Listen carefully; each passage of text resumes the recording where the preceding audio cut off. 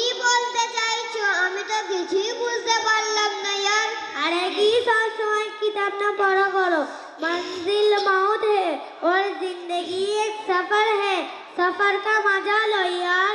आओ कुछ मनोरंजन करे। এই দেখো আমি নতুন মোবাইল নিয়েছি।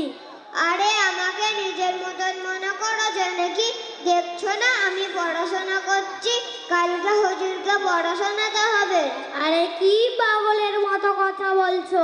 আমিও তো হুজুরের ছাত্র নাকি? তাই বলে কি সব সময় পড়তে হবে নাকি?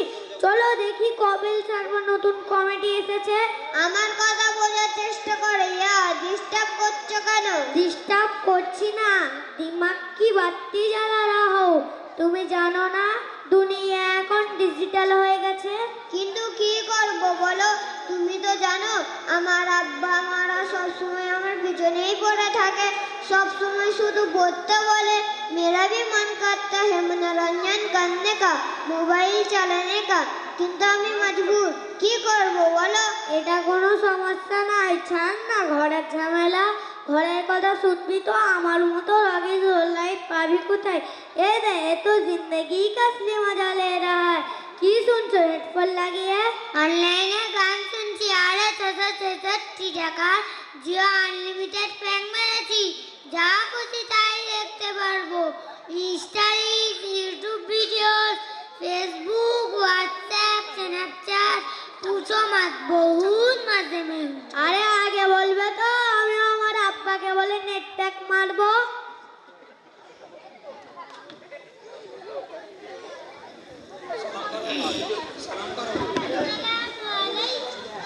আসসালামু আলাইকুম। ওয়ালাইকুম আসসালাম। তোমরা পড়া মুখস্থ করেছো? না হুজুর, পড়া মুখস্থ করা হয়নি। কেন পড়া মুখস্থ হয়নি? ছাত্র জীবনে পড়ার সময় মোবাইল চালালে কিভাবে শিক্ষা হবে? কোথা থেকে মোবাইল নিয়েছো? আমি নিইনি, আমার আব্বু আমাকে কিনে দিয়েছে। মোবাইলে তোমার কি কাজ আছে? কেন কিনে দিয়েছে? লোকরা যেন দেখে ভাবে এটা বড় লোকের ছেলে, কেউ গরিব লোকের ছেলে মনে না করে। আচ্ছা, আজকাল কিছু গার্জেনের জন্য ছোট ছোট বাচ্চারা নষ্ট হয়ে যাচ্ছে। নষ্ট হচ্ছে না হুজুর, ওদেরকে ওদের গার্জেন নষ্ট করে দিচ্ছে। তোমার আব্বু জানে না যে মোবাইলের পিছনে কতটা ক্ষতি? কোথায় তোমার আব্বু? যাও তোমার আব্বুকে গিয়ে ডেকে নিয়ে এসো।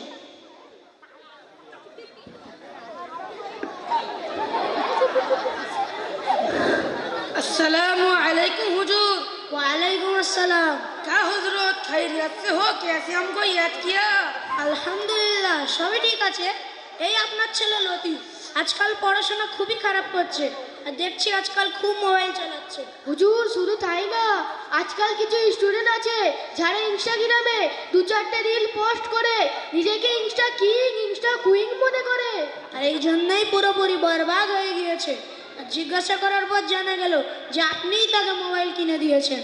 ঘরে সবার কাছে এক সে এক মোবাইল, শুধু এর কাছে ছিল না। আর বাইরের ছেলেরা ফ্রি ফায়ার খেলবে, ও ওদের ফোনে ইরাম করে দেখবে, সেই জন্য কিনে দিলাম। ঘরে সবার কাছে মোবাইল? কি করে সব মোবাইলে? হ্যাঁ, ঘরে সবার কাছে মোবাইল। এর দাদাদির কাছে ওপো, এর দাদির কাছে ভিভো, এর চাচির কাছে এমআই। শুধু তাই না হুজুর, এর মার কাছে আইফোন আর আমার কাছে জিও ফোন। আচ্ছা, নিজের বেলা জিও ফোন আর বউয়ের বেলা আইফোন। বাহ, কি করে সব, কি দেখে সব মোবাইলে? কি দেখবো আর? YouTube video, Facebook, WhatsApp, comedy, আর মাঝে মাঝে একটু খবর দেখি।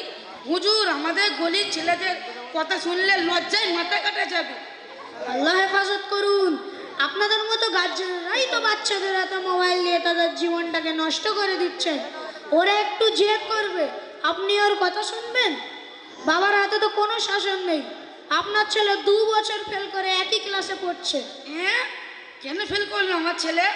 বছরের হাফ দিন বিয়ে বাড়িতে ছুটি হয়ে যাচ্ছে, মামার বিয়ে, খালার বিয়ে করতে করতে চলে যাচ্ছে, আবার নানির বাড়ি হাফ দিন চলে যাচ্ছে।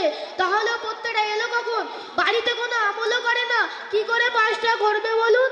ঠিক আছে হুজুর, আমি ওর কামাই আর বাড়িতে আমলের ব্যাপারে খুবই সচেতন হব ইনশাআল্লাহ। ও এখনই ফোনটা দে। এরপর থেকে যদি কোনো সময় তোরা ফোন দেখেছিস তাহলে তো ব্যবস্থা করব। হুজুর এটা বাস্তব যে আমাদের মতো গার্জেনদের জন্যই ছেলেরা নষ্ট হচ্ছে। আজ থেকে এদের হাতে ফোন দেবো না ইনশাআল্লাহ। আসি হুজুর, আসসালামু আলাইকুম ওয়া রাহমাতুল্লাহি ওয়া বারাকাতুহু। আসসালামু আলাইকুম।